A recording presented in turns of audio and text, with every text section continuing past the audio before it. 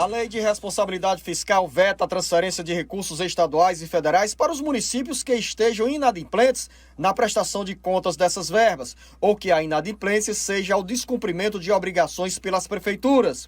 O Congresso Nacional aprovou uma emenda à lei que altera a Lei de Diretrizes Orçamentárias, LDO, permitindo que cidades com até 50 mil habitantes, mesmo inadimplentes, recebessem dinheiro da União.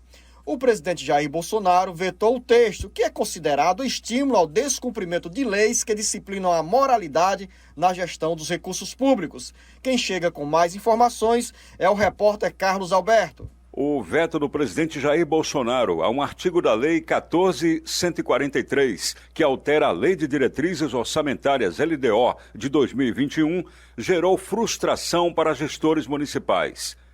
O veto se refere ao dispositivo que disciplinava a possibilidade da União transferir recursos a municípios de até 50 mil habitantes que estivessem inadimplentes em cadastros ou sistemas de informações financeiras, contábeis e fiscais. O artigo foi acrescentado ao projeto de lei por meio de emenda apresentada pelo deputado Lucas Vigílio, do Solidariedade de Goiás, e pelo senador Fernando Bezerra Coelho, do MDB de Pernambuco, com a justificativa de que, diante da inadimplência, os repasses financeiros diminuíram drasticamente, deixando os pequenos municípios à beira de uma asfixia financeira. Ao justificar a decisão do presidente em vetar o texto, o Ministério da Economia expôs que, apesar da boa intenção do legislador, a medida contraria a Lei de Responsabilidade Fiscal. Os municípios com menos de 50 mil habitantes representam cerca de 88% dos municípios brasileiros, fato que, combinado com as exceções já existentes, tornaria os instrumentos de controle e de boa gestão fiscal ineficazes, observa a nota do Ministério da Economia. Com informações dos bastidores políticos, para o jornal Alerta Geral, Carlos Alberto. O veto frustra os gestores das cidades com menos de 50 mil habitantes, mas do ponto de vista legal e educacional, a decisão do presidente Jair Bolsonaro fecha uma porta de entrada de vícios que sempre marcam a administração pública. Ou seja, jornalista Beto Almeida, abrir a janela para as pequenas cidades que deixaram de prestar contas de convênios ou cumprir compromissos de pagamentos com a União para receber recursos federais seria estimular a repetência do erro quando a legislação, jornalista Beto Almeida, impõe aos gestores zelo com o bem público. Jornalista Beto Almeida, bom dia. Beto Almeida, análise política com credibilidade e isenção. Bom dia, Luzenor. Bom dia novamente aí aos nossos ouvintes, internautas. Olha só, Luzenor, com caixa mais apertado, com pouca capacidade de arrecadação, o efeito dominó, quer dizer, o rombo do orçamento público chega no elo mais fraco, que são exatamente as prefeituras, principalmente as pequenas prefeituras. O nó está exatamente aí, Luzenor, na alta dependência que os municípios menores, com até 50 mil habitantes, têm da dependência da União e também dos estados. Com a arrecadação mais fraca, as prefeituras têm sido afetadas pela queda nos repasses públicos e principalmente por conta, Luzenor, da pandemia. Então, só para você ter ideia, hoje, apenas 10% dos 5.570 municípios do país têm arrecadação própria suficiente para bancar as suas despesas. Na maior parte dos casos, a principal fonte de recursos é o Fundeb, o Fundo de Participação dos Municípios, que é composto pela arrecadação do Imposto de Renda e do IPI.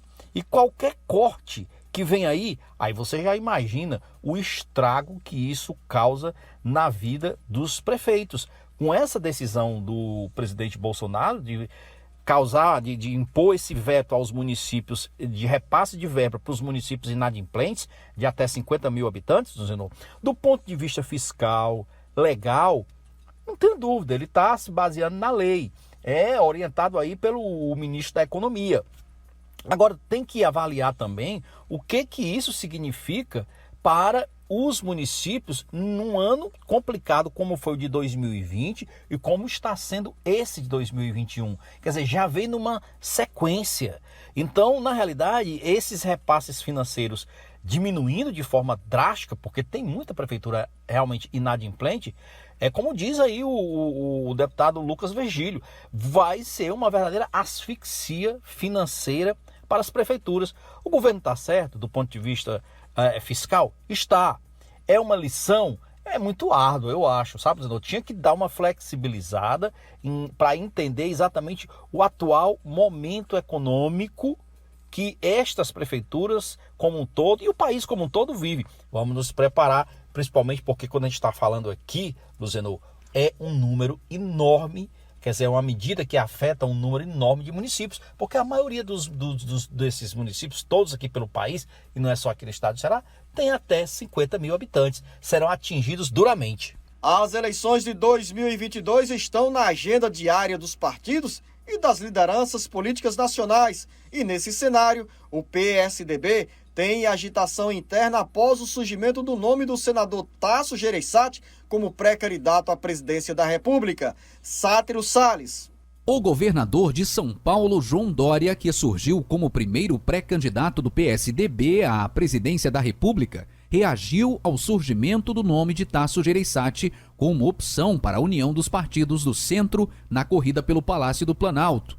Coube ao presidente nacional do PSDB, Bruno Araújo, tirar da cartola o nome do senador cearense. Tasso fala que não é pré-candidato, mas a sondagem de setores políticos e do PSDB para convencê-lo no sentido contrário agitou o ninho tucano. Surpreendido com as declarações do presidente do PSDB sobre a opção de Tasso Gereissati, João Dória passou a intensificar contatos e ampliar bases de apoio para voltar ao jogo da sucessão presidencial.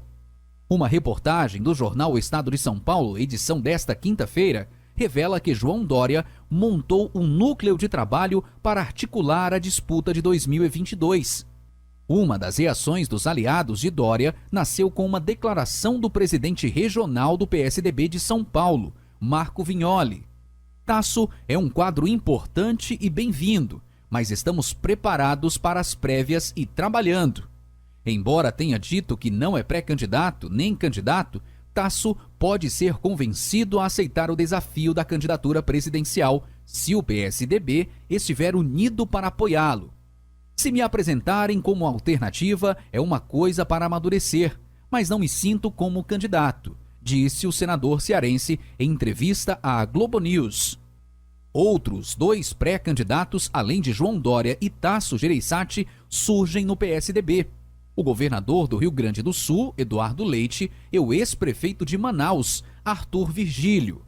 Ambos se preparam para concorrer às prévias que o PSDB irá realizar para a escolha do candidato da sigla à sucessão do presidente Jair Bolsonaro. Com redação do site Ceará Agora para o Jornal Alerta Geral, Sátiro Salles. Tudo isso, o jornalista Beto Almeida, mesmo com o senador Tasso Gereissati dizendo que não é pré-candidato, que a presidência da República não está na agenda dele. Ao mesmo tempo, o jornalista Beto Almeida, para agitar ainda mais o PSDB, o senador Tasso Gereissati recebe estímulos de lideranças nacionais e empresariais para entrar na corrida pela presidência da República. O barulho começou mais cedo no ninho tucano. Olha só, Luciano, o senador Tasso Gereissati tem dito o seguinte, que a preferência é dos governadores, né? Mas é óbvio, ele disse que não estava, Tasso Gereissati, não estava nos planos dele, no projeto de vida dele, sair candidato à presidência da República. Mas ele também não foi enfático em descartar essa possibilidade, Luciano. Tanto não foi que ele diz o seguinte, que espera que haja aí um amadurecimento desse convite feito. Só que essa situação vai se tornar ainda mais competitiva internamente dentro do PSDB, porque a gente tem aqui o governador João Dória, de São Paulo, nós temos o Eduardo Leite, do Rio Grande do Sul, que é governador, o ex-prefeito de Manaus, Arthur Virgílio, 3 nomes já do PSDB dispostos a se engalfinharem para disputar a prévia dentro do partido que está prevista para o mês de outubro.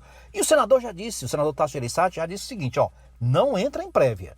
Se houver consenso em torno do nome dele, aí sim ele avalia disputar a presidência da República em 2022. A grande questão que se pergunta é o seguinte, Zenô, é a capacidade que os chamados partidos que integram o campo de centro terão para deixar suas vaidades de lado, para deixar suas disputas de lado e marcharem em nome de um nome só, marcharem em nome de uma ideia só. Será que isso é possível? Eu vejo isso como pouco provável. Vamos trabalhar aqui já no seguinte. PDT, você acha que Ciro Gomes, a chance que nós temos hoje de Ciro Gomes não disputar a presidência da República é próximo a quê? Para mim é próximo de zero, Luciano. Você viu ontem o Ciro já anunciando o marqueteiro dele para a campanha de 2022.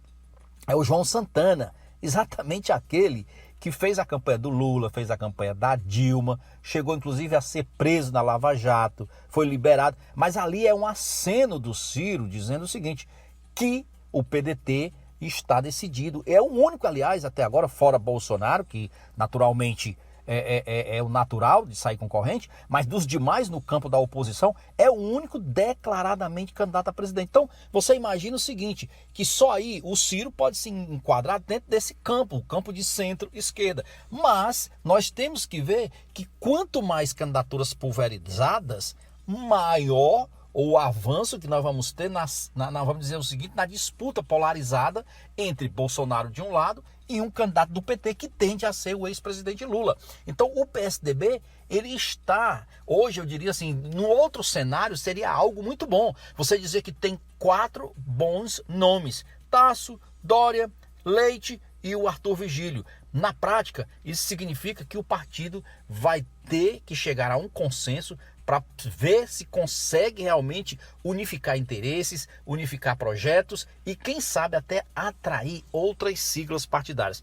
E daqui a pouco, dentro do bate-papo político, temos uma entrevista com o consultor econômico da Associação dos Prefeitos do Ceará, André Carvalho, sobre os cálculos do Ministério da Educação que podem provocar sangria nos cofres dos municípios em relação ao Fundeb. Os cálculos do Ministério da Educação sobre o número de matrículas e os repasses de recursos do Fundeb para as cidades do Ceará deixam preocupação para os prefeitos de muitos municípios que sentem a queda no volume das verbas que fazem parte da contrapartida da União para o ensino público. Os prefeitos já estão mobilizados e cobram explicações do Ministério da Educação sobre a redução no número de matrículas e no volume de recursos. Sobre esse assunto, eu converso agora no Jornal Alerta Geral com o consultor econômico da Associação dos Prefeitos do Ceará, a Prece, André Carvalho. André, seja bem-vindo ao Jornal Alerta Geral. Qual é o impacto real em termos financeiros desses números e repasses de recursos do Ministério da Educação para as cidades do Ceará? Bom dia. Bom dia, Luzenô. Bom dia, internautas, ouvintes aqui do Alerta Geral. Sempre um prazer participar. Como você acabou de falar, Luzenô, o impacto ele é bem importante e é interessante que a gente esclareça, né? Você teve, em dezembro do ano passado, o INEP, um órgão lá do Ministério da Economia, que é responsável pelo censo, divulgou uma portaria com os dados do censo escolar. E lá você tem as matrículas em tempo integral, matrícula em tempo parcial, você tem todas as informações. O Ministério da Economia, né, lançou agora publicou em 31 de março uma portaria em que ele projeta os repasses do Fundeb, os repasses da educação, para os municípios cearenses e do Brasil todo. Nessa portaria, houve uma leitura equivocada dos dados do censo que já tinham sido divulgados pelo INEP no final do ano passado.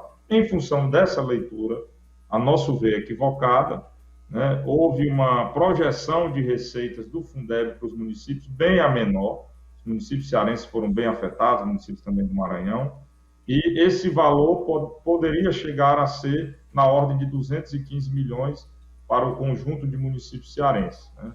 Eu digo poderia chegar a ser porque são projeções, nós ainda nos encontramos no mês de abril, esses repasses passaram a ser distribuídos aos municípios a partir do dia 1º de abril, então teve aí, obviamente, nesses primeiros dias do mês, alguns repasses que, na leitura do MEC, se estiver errado, não serão corrigidos, e para o decorrer do ano esperemos aí uma publicação de uma nova portaria corrigindo esses fatores. Quer dizer, André, que neste momento, correspondente ao mês de abril, os prefeitos de algumas cidades do Ceará já sentem a redução no volume de recursos do Fundeb? Certamente. Nós temos...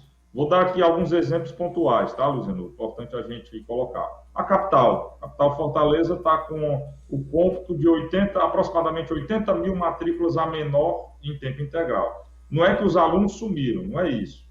Esses 80 mil alunos deveriam estar como tempo integral, estão lá como tempo parcial.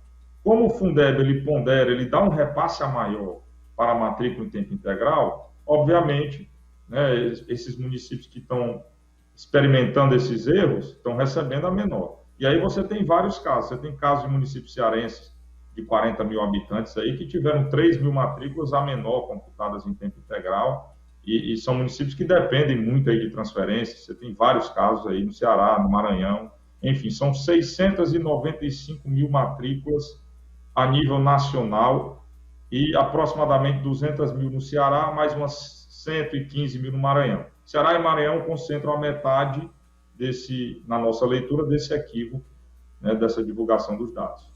Ô André, como a prece descobriu vou definir aqui porque nós estamos usando uma linguagem mais moderada, equívoco do Ministério da Educação, foi a partir das queixas dos prefeitos que sentiram o volume de dinheiro menor em relação ao que deveria ser repassado pelo governo federal nessa área do Fundeb?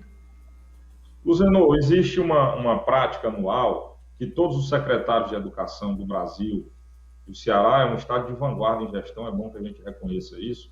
Todo mundo já espera, nós temos aí 14 anos praticamente do Fundeb, espera-se a cada início de ano a portaria, eles chamam até assim, a portaria do Fundeb. Essa portaria que divulga os dados, divulga as matrículas e divulga a expectativa de valores.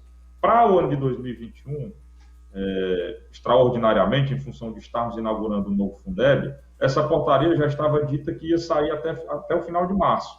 Então, quando foi no final de março, começo de abril, todos os secretários já estavam na expectativa. E todos os secretários já sabiam, até pela divulgação do censo, quantos alunos eles tinham em tempo integral, enfim, todas as suas matrículas.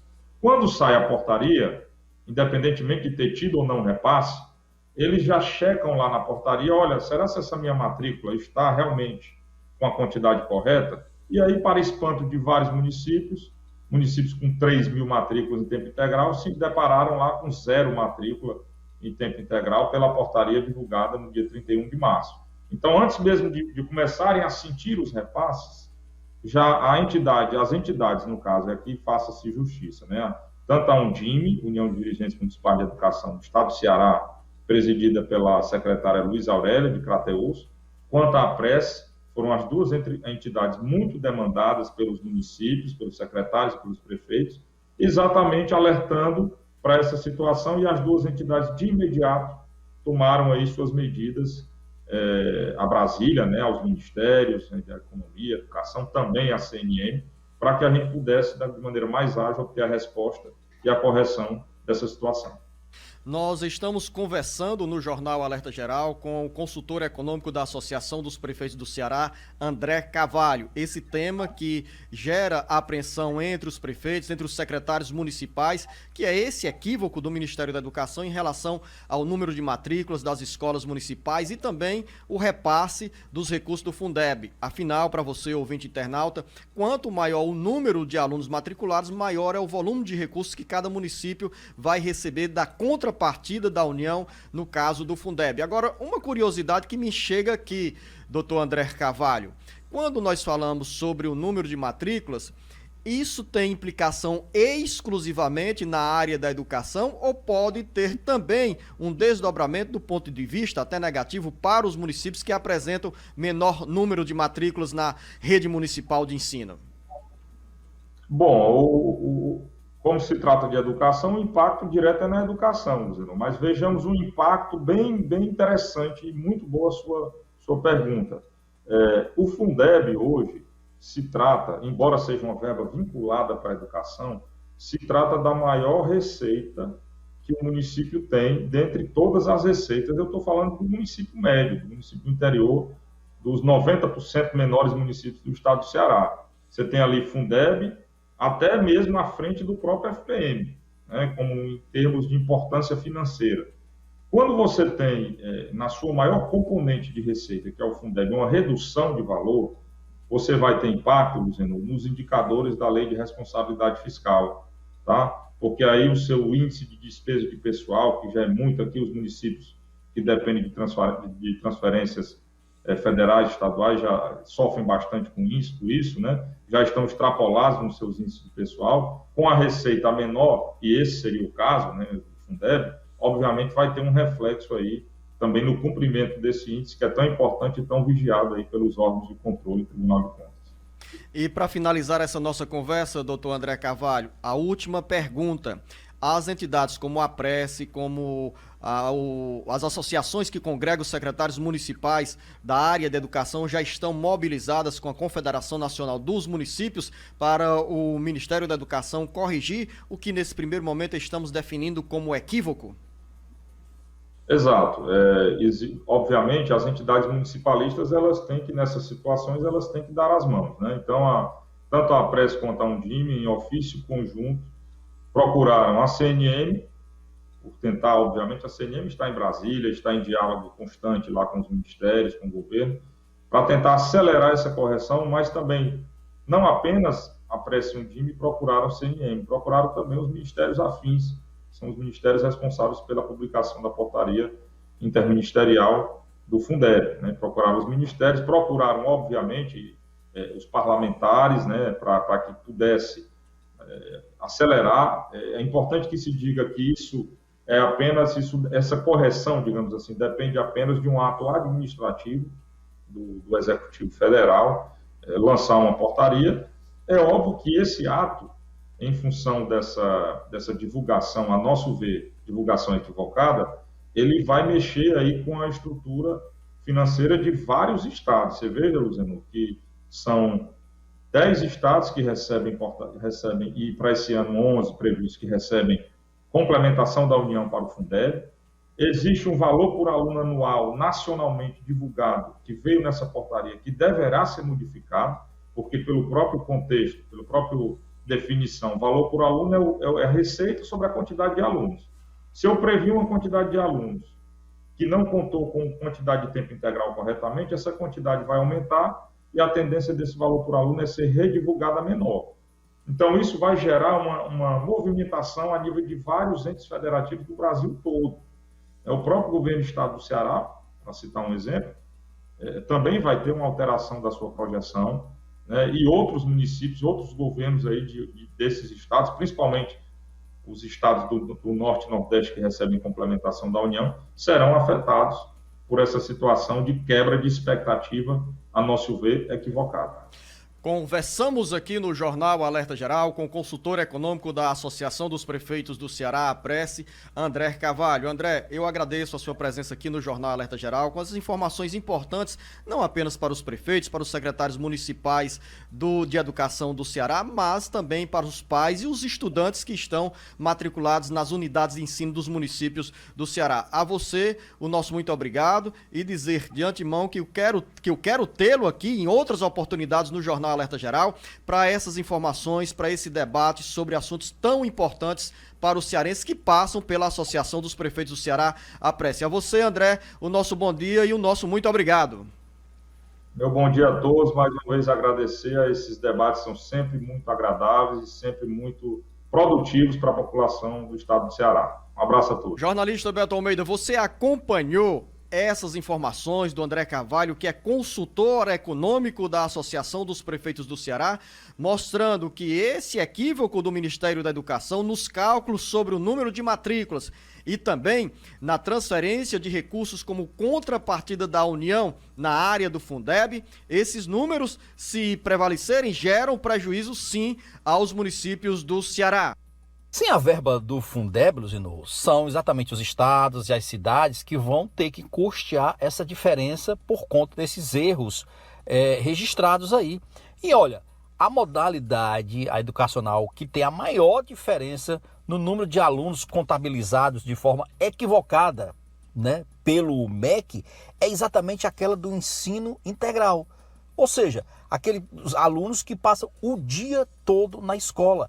E esse é o problema, porque essa é uma modalidade que custa mais para os cofres públicos. Como o aluno fica a maior parte do dia na escola, naturalmente o município e até o estado tem que despender mais recursos. Só no estado do Ceará são 189.140 estudantes que não foram contabilizados pelo MEC, Luciano.